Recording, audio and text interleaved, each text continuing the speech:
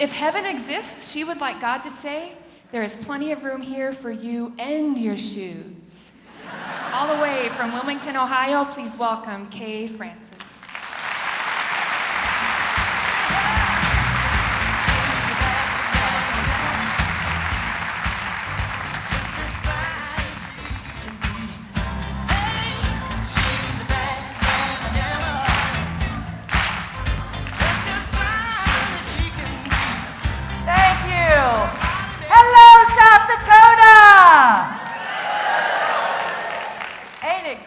Alive and have springtime in South Dakota.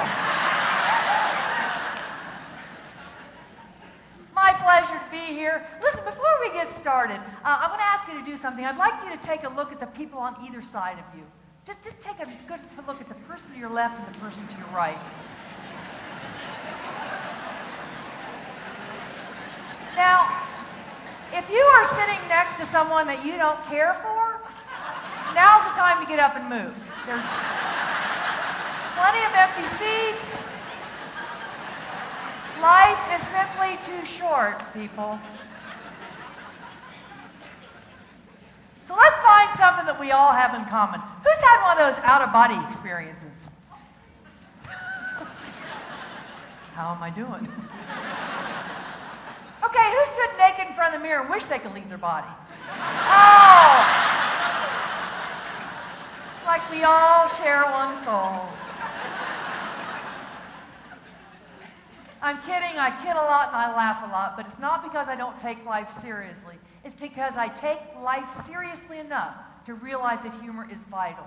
How many people here think that humor is important for stress management? Okay, my job's finished. Thank you. Of course, keeping our sense of humor, taking care of ourselves, and maintaining a spirit of optimism, all very, very important in managing our stress. And when I talk about optimism, I'm not suggesting that we're like these eternal optimists. You know, these people, they're always on, always happy, happy, happy.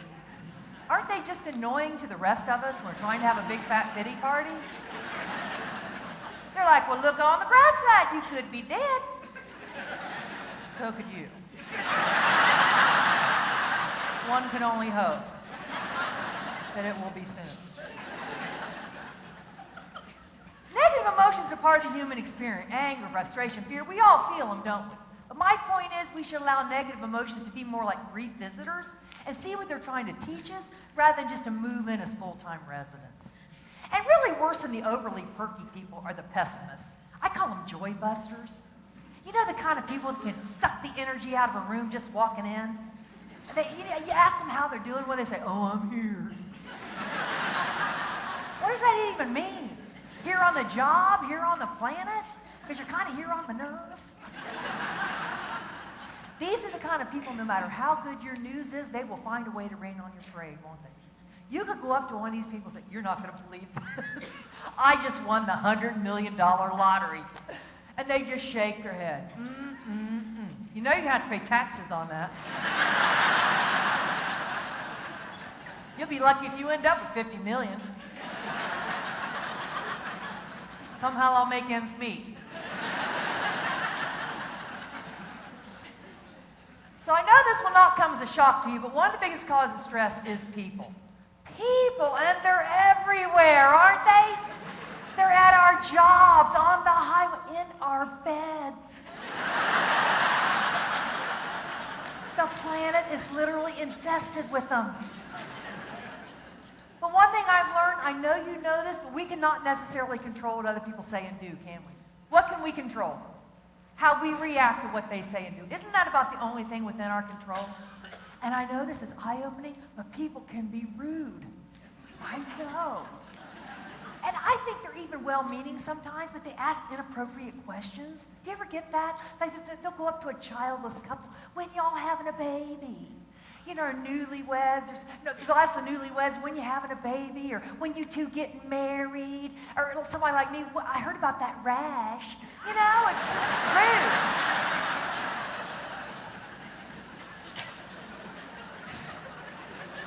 Now here's one that some of you may get. I look around the room, I notice some of you folks are like me and you wear glasses. Do you ever get this? You take off your glasses, rub your eyes a little bit.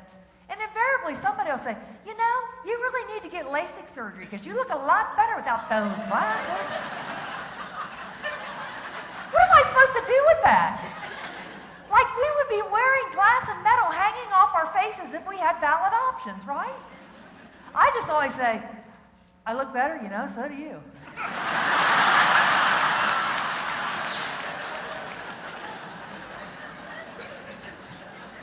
Okay, I don't actually say that. We live in a civilized society. We can't go around saying everything on our minds, can't we? Isn't that a good way to get ourselves smacked? We can't do that, but we can think it up here, can't we? We should have a non-stop party going on all the time up here.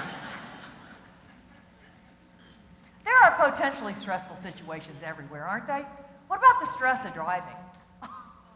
You know, I used to weigh out the stress of not getting where I needed to be on time versus the stress of getting a ticket. You know what I finally learned? You just leave earlier. I know! Because at my age, I can't bat my eyelashes at the young cops and get out the tickets. I'm like, you really want to give me that ticket? Ma'am, you got something in your eye? Are you going to be okay to drive? Is there somebody we can call? Maybe a son, grandson, great-grandson? Just give me that ticket, you whippersnapper.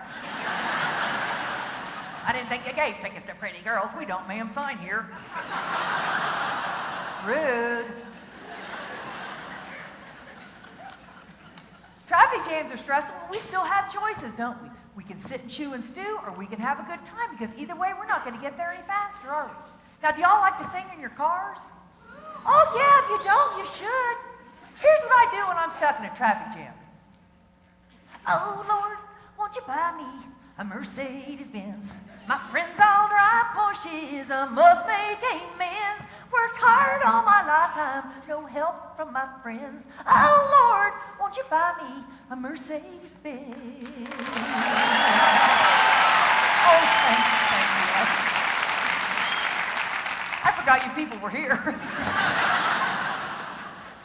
But if you feel embarrassed singing in your car by yourself, just do it in your head. With any luck, the car next to me, oh my Lord, they're having a seizure, let them through.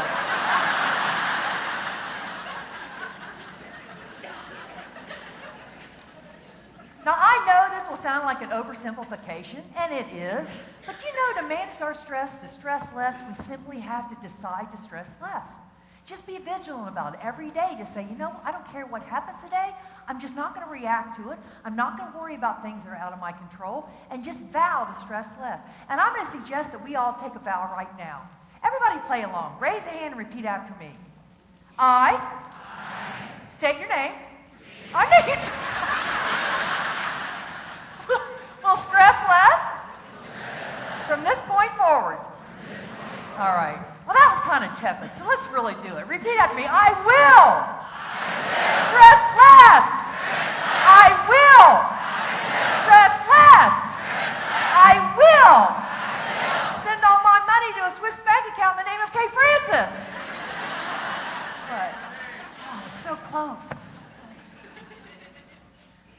We have to laugh. We have to keep our sense of humor.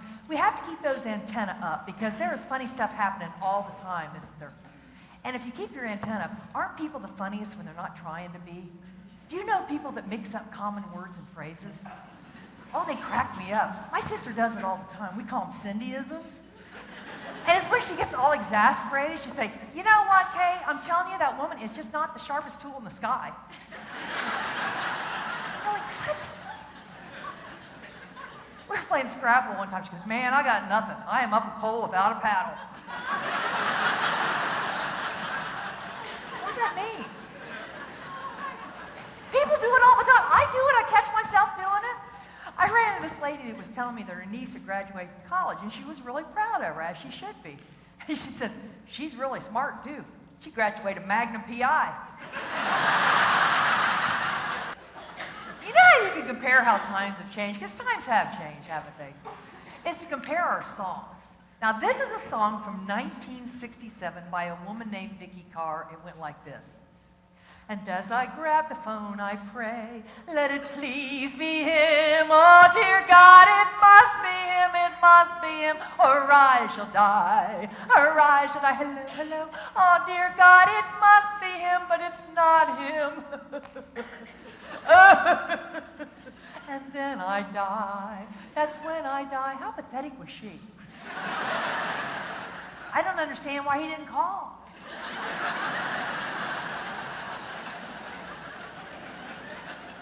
Whole different attitude today. I'm going to do a little bit of a snippet of a song by Carrie Underwood. Now, I'm going to channel my inner Carrie Underwood, so use your imagination. We kind of look alike. I dug my key into the side of his pretty little souped-up four-wheel drive, carved my name into his leather seat. I took a Louisville Slugger to both headlights, slashed a hole in all four tires. Maybe next time he'll thank me before he cheats.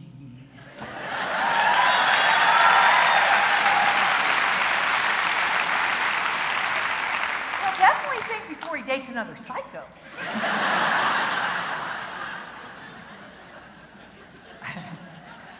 Here's a song from back in the day. If you know it, sing along.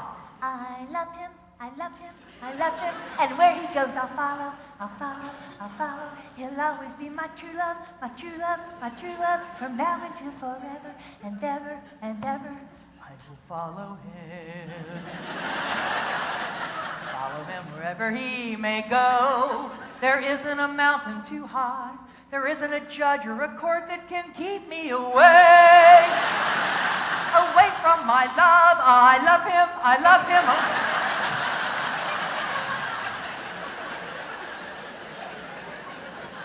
This is where stalker laws came from. Then you fast forward today, it's like, don't you wish your girlfriend was hot like me? Don't you wish your girlfriend was a freak like me? Don't you?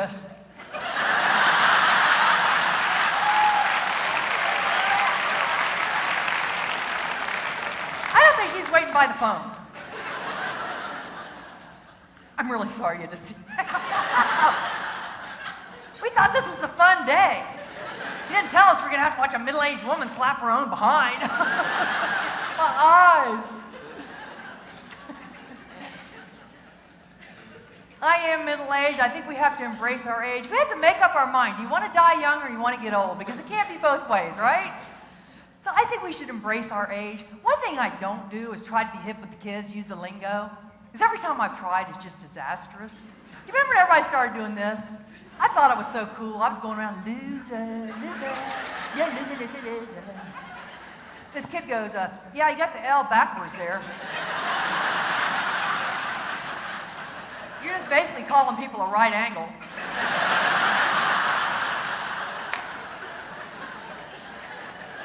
I said, no, I'm saying don't be so obtuse.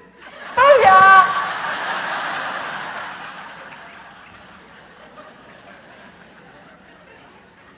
You know you're getting older when you hear yourself say these words. It's 8 p.m. Who could be calling at this hour?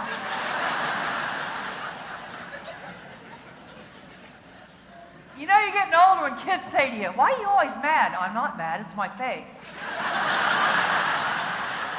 It's slowly sliding off my skull.